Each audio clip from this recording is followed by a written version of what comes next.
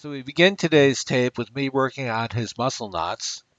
I've already lunged him in both directions, did changing of direction, and so he's pretty mellow and ready to go to work.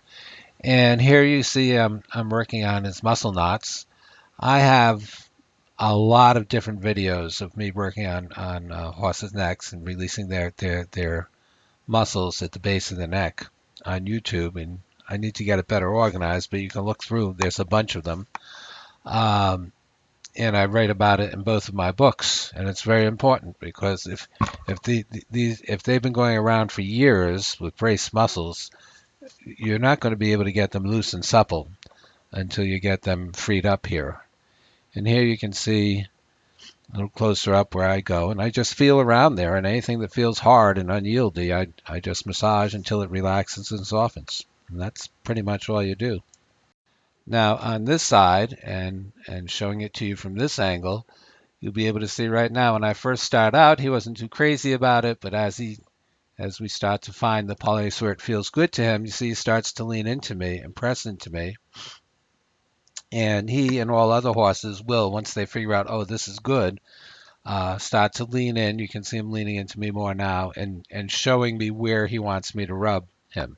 So if you do it enough, you get good at this, and you get good at following the horse's lead and letting them show you what they want. On this side, lateral engaging step. And for the lateral engaging step, I want to teach him to move as far sideways, as sideways as he can, by crossing as much as he can, by bending through his back as much as he can, and by stretching over the top line out to the bit as much as he can. And lately people are calling that a leg yield, but leg yield has been defined without bend, so that's the way I use that. But I call this the lateral engaging step. So I just ask him to move. When I touch him with the stick, let's get him away from the gate.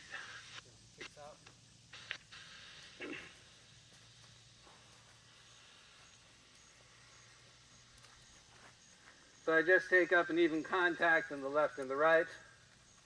Rein. And I'm just going to keep touching him with the whip. Yeah. You see now he wants to kick a little bit. He's not being bad. So he doesn't know, he doesn't have programmed into him yet the correct response to the whip, which is to bring the leg forward and under. So that's sort of part of what we're teaching here, which is a big part of dressage and all kinds of good riding. Yeah. Now I'm not going to get harder with the whip if he ignores me. I'll just stay at him the same way for a while, and if he seems to be like right here, he's like, oh, I don't get it, then what I'm going to do is I'm going to overbend his neck a little bit and push him over.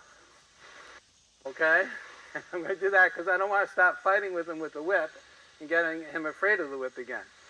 So I want to give the whip some meaning. So again, I take the reins sort of evenly, tap, tap, tap, tap, tap, tap. He's totally ignoring it, which is better than if he's kicking out or whatever. And then I'm going to say, when I do that, it means do this. Not just push him over. And you saw how quickly he learned to change directions for me, and he'll learn to respond to the whip correctly just as quickly.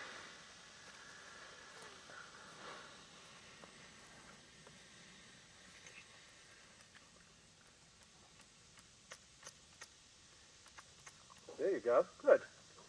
See, that was better than nothing. All right? It wasn't great yet, but you don't wait until you get good to reward, because you'll never get there. But if you keep getting a little less terrible, then pretty soon you'll be pretty good. So having the wrong reaction was better than no reaction. He's thinking about it. Okay, that was another good reaction.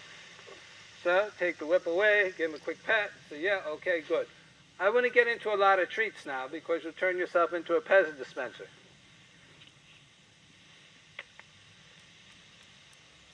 Good. So he's starting to figure out, when I touch him with the whip, he should do something with that leg. And that's great. Now I just need to give him some understanding of what's next. Good. Good. Again, a little reward, a little rub on the neck, which is now a reward because it's so good. You know? Good. Excellent.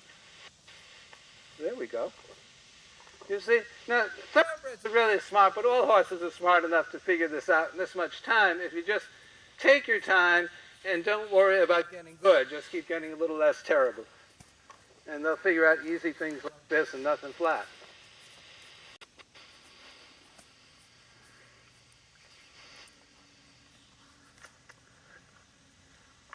Come on, that's it. Good. Good.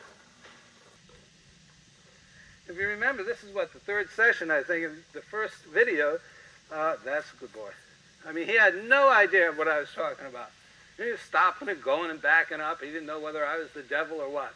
But it doesn't take long. And I'm only working with him once a week for less than an hour. So, no.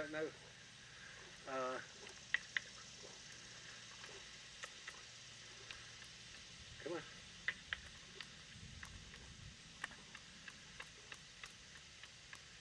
So I'm going to bend the neck a little bit, give him a little push. There, and give him that little hint again. Okay. Good. Yeah. Now I ask him again, and he takes a step over, little hesitation, and another step. So that's enough. I stop and reward. And here I explained that what I liked about it was he was stepping over with the inside hind, which is correct. And horses that are stiff will step out with the outside hind first, and then they'll catch up to it, and that's not what we want.